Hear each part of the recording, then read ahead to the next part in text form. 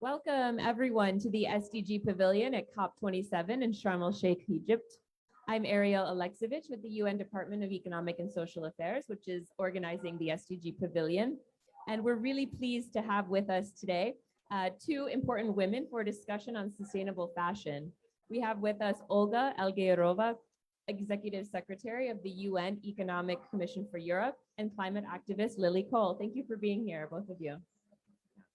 So one thing we highlight pretty consistently in the SDGs and the implementation of the goals is the need for all stakeholders to come together to achieve these shared SDGs and the shared goals of the Paris Climate Agreement. That means businesses, that means the fashion industry, it means everyday people who buy clothes and young people too. So according to McKinsey, for instance, the apparel and footwear industry represents 2.1 billion tons of that's 4% of global greenhouse gas emissions, equivalent to the emissions of France, Germany, and the UK combined. So to keep on a 1.5 degree path, the industry needs to cut in half its emissions by 2030, especially in the upstream. That's the fiber, the yarn, the raw materials for shoes, and those kinds of things. So I think to start off, I'll ask these two women a few questions, and then I'll hand it over to Lily, because I think she has some questions she wants to ask too. But Lily, to you first. You're an influencer, you were a model, you've been a director, and clearly you know about the fashion industry. And now you're an activist and you're pushing for change. So where do you see these strongest tensions or resistance in the fashion industry when it comes to change? Sure. Well, thank you for having me. I started modeling nearly around over 20 years ago. And quite quickly within that work, started looking at supply chains and looking at the businesses I was working for and trying to understand better the economic system we have.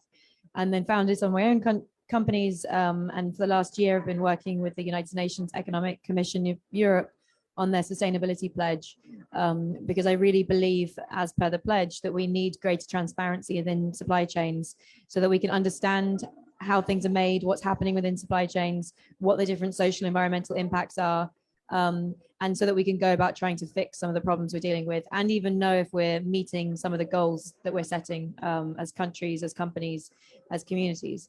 So that's a little bit about my background. In terms of the tensions, I looked at it for a very long time from the consumer's perspective, and have been a kind of big advocate of conscious consumerism and like voting with your dollar, paying for brands that are more responsible.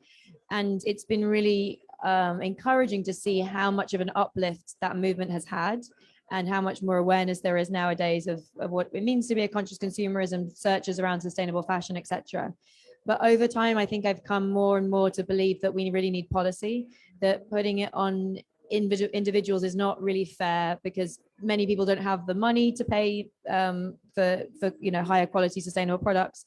They don't have the time or the bandwidth to research. The information's not clear, which is one of the reasons the sustainability pledge from the UNECE is important, is that we have more and more greenwashing and lack of transparency and information for consumers. And ultimately, I don't think it's clearly not moving us at the pace and scale of change that we need to see, and that the United Nations and many climate scientists are calling for. So whilst I think consumers are a really, really important part of the equation, and then brands and companies respond to that market force and the reputational risk, I think the policy part is where we really, really need to kind of see more momentum now.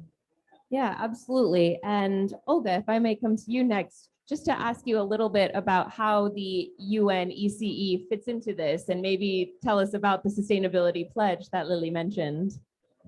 Yes, we have some success product, I would say. Our Trade Facilitation and Electronic Business Center at UNECE was working more years now, I believe it's more than 2 years, on traceability and transparency of value chains, specifically in garment and footwear industry. So, and this is what Lily was speaking about. We are using the up-to-date technologies like blockchains, DNA markers, satellite intelligence. What we try to do is to bring this visibility throughout the whole supply chain, from crop in the field, through manufacturing, through distribution, up to the shop and to the consumer. We would like to know how, by whom, and where the materials are produced, whether they are produced by sustainable way or by using chemicals or another negative features it can have. So I believe everybody needs to act responsibly. And if we have that standard that we have developed, thanks to Lily, we are promoting the sustainability pledge that consists from policy recommendation. It's number 46 of EC. It's for governments, businesses. Then we have a standard, traceability, transparency standard for businesses. And we have a call to action for sharing those good practices. So this is what we have done, and now it's just a start. You know, we have some pilot projects. We can speak about it later, but this is a good start. Absolutely. And you come from the perspective of the Economic Commission for Europe, but as you're talking about, the global supply chain is everywhere. It's the raw materials. It's not just Europe. It's wider than that, and that's why this sustainability pledge is so important. Yeah. So Lily, to go back to you, from the view of someone outside the nitty-gritty UN negotiations on climate world, what do you see are some of the critical things going right or going wrong? I think that there are many signs things are going right in terms of these conversations happening and the attention and the scrutiny that these issues are being given. But I think, and the pledges being made, I mean, we're seeing more and more pledges from countries, from companies, from cities for net zero goals and different goals to be met. But I think the most important thing to be looking at is the data, carbon emissions. So take the fashion industry as an example, and this is true of pretty much every other industry. If you take the fashion industry as an example, we have tons of pledges being made. The fashion charter, for example, from the UNFCCC has many brands who've signed up to commit to halve their emissions by 2030. The UN of course called for a 45% reduction in emissions by 2030. And whilst there are many individual brands and companies and organizations doing really good work to try and stay on track, the industry as a whole is not. The industry as a whole, the emissions are going up every year, year on year, and are projected to continue going up every year, year on year. And so there seems to me to be this enormous gap between what science is demanding, what the UN is requesting from industry, what some companies are pledging to do and countries are pledging to do, and then the actual reality of what's happening on the ground. And at the end of the day, we're dealing with science and we're dealing with physics, and pledges and promises don't mean anything to science and to physics. And I think that's for me the most worrying part of the situation we're in now. Is like there's more talk than there's ever been. I've been doing this for nearly 20 years, and it's like amazing how many people are talking about the issue, but what really matters is the action. Yeah, and Lily, if I could push that a little further, how do you see your role in this ecosystem of climate change action? I see like anyone might, like the two parts of me, the parts of me that's my personal life, and so my own journey of making my own choices and trying to learn more about how my personal choices play a role in being part of the problem or part of the solution. And that's an evolving journey, and I write quite a lot about in my book, Who Cares Wins. And then in terms of my work, it's been to found companies and work with companies or come into events like this to talk about the more business kind of economic side, to just try and I guess build momentum around the need to make economic changes that then will impact upon our social and environmental situation.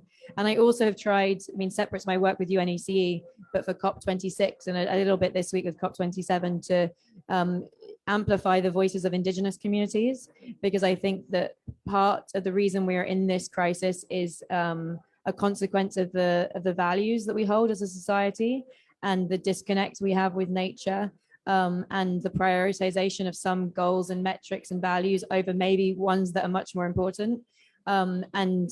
And with all that in mind, I find indigenous communities have so much to offer us in terms of rethinking what it is to be alive, what it is to be human, why we're here. You know, what is the society that we're trying to build towards and to create?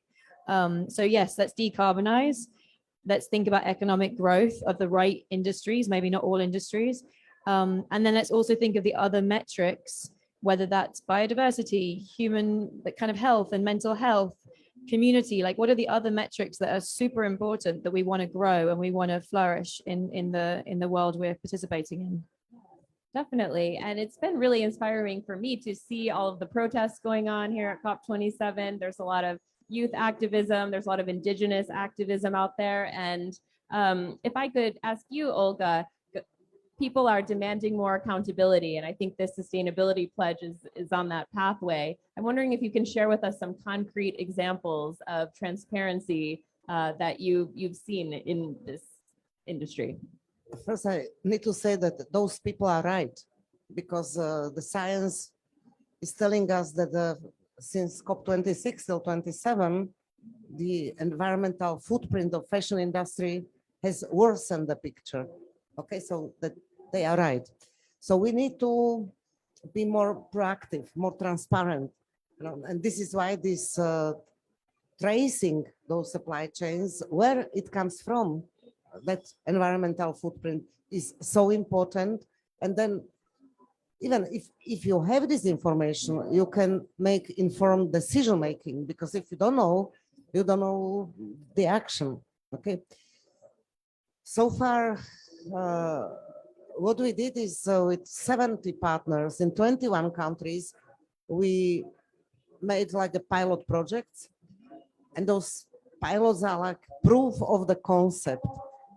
For instance, we did one, it might be interesting for people to hear, with Vivian Westwood on the normal pair of jeans from recycled cotton, because circular economy is one of the concepts that is used there.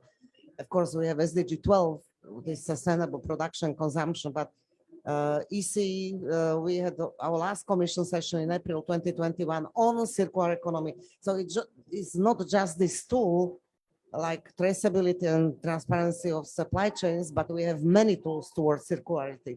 So it's a complex of tools, but circular economy is very, very important. So this proof of concept, and if we get the proofs, but we saw the proof, you know, already, now we need to make a mass transformation of the whole markets.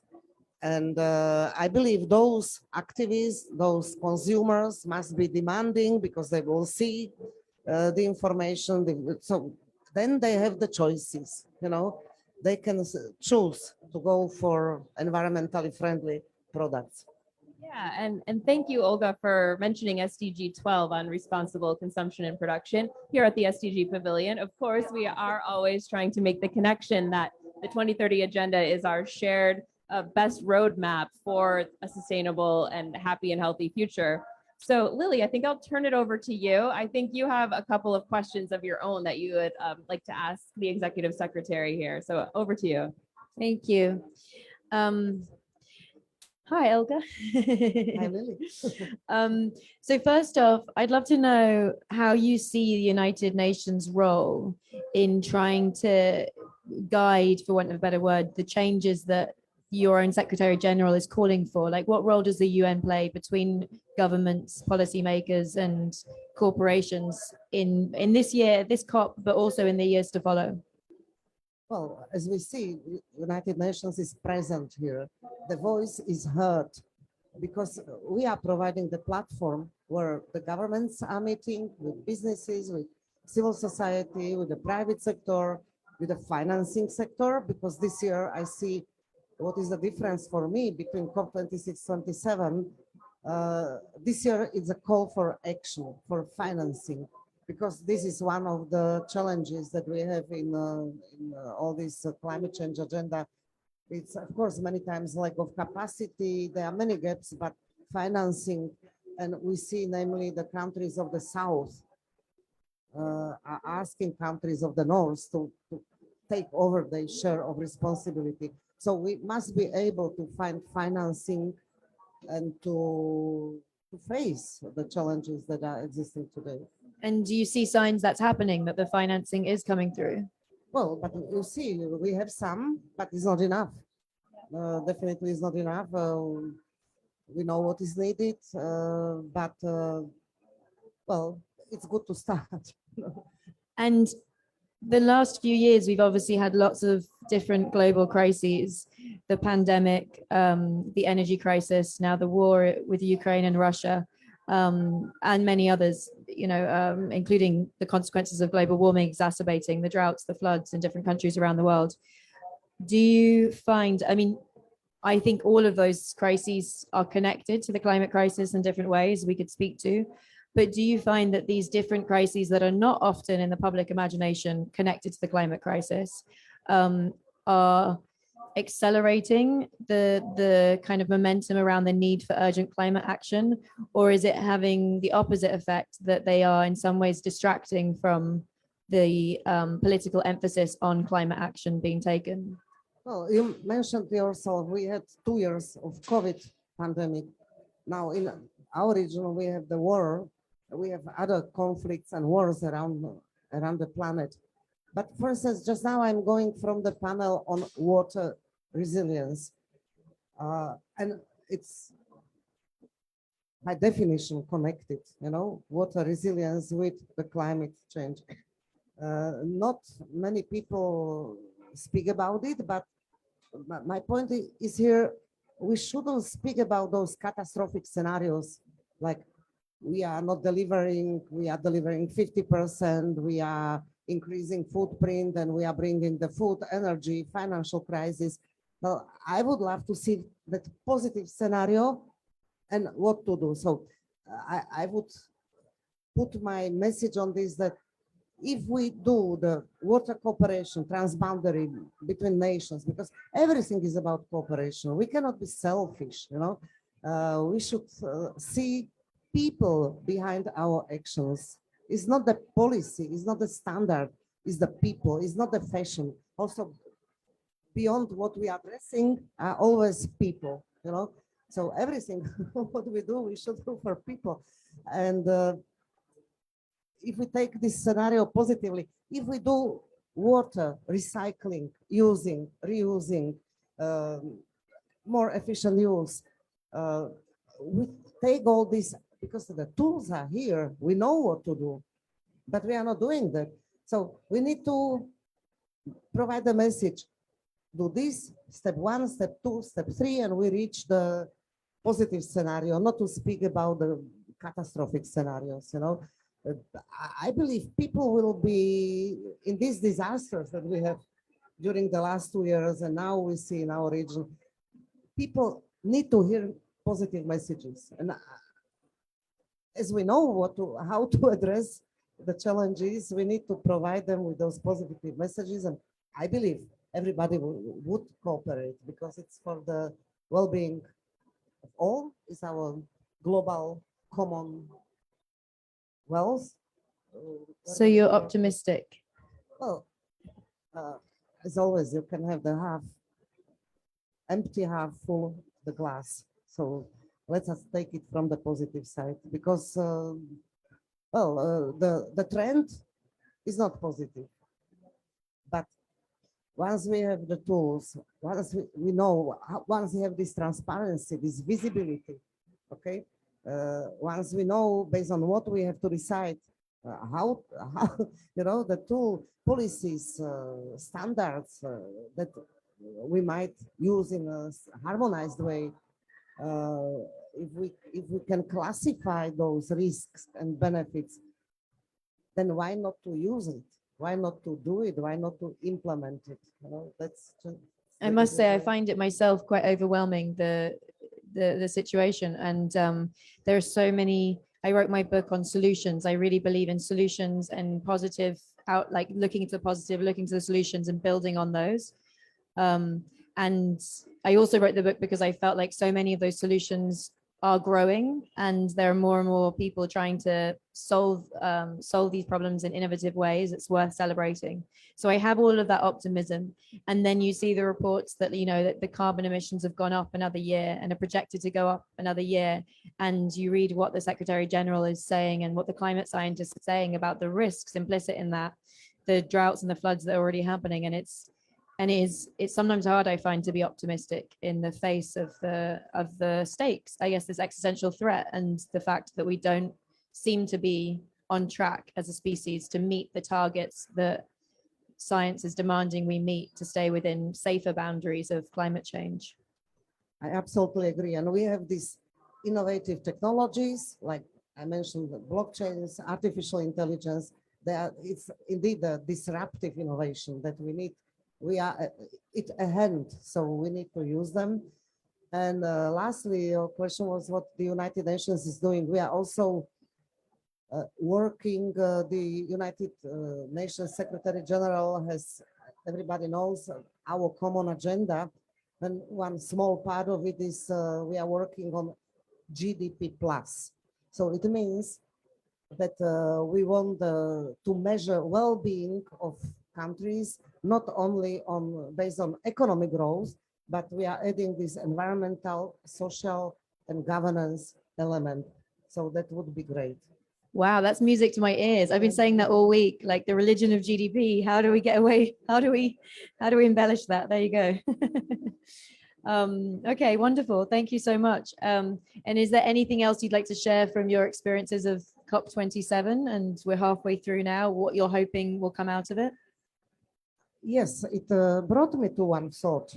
You see how many activities, some of them are attracting attention, and other not so much. We are telling that we are not duplicating each other, but I'm not so sure here because it's so huge. And you see the same topics from different places. So if we are really, if the science is telling us what is the problem, if the science is telling us how to simply address the problem, so why we are not able to take some joint action, joint call? You know, everybody has like own agendas. Everybody wants to be present because you see many countries, even the host country, Egypt, they have a big problems environmentally. I have heard about several of them, but each of them was addressed in another panel.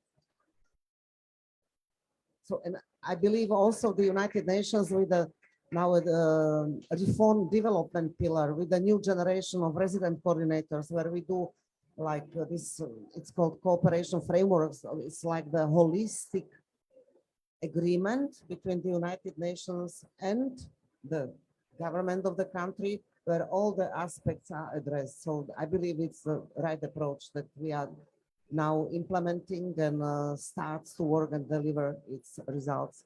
So more cooperation. In any case, absolutely. Yeah. This is the key. All right. Well, As thank always. you. Thank you so much.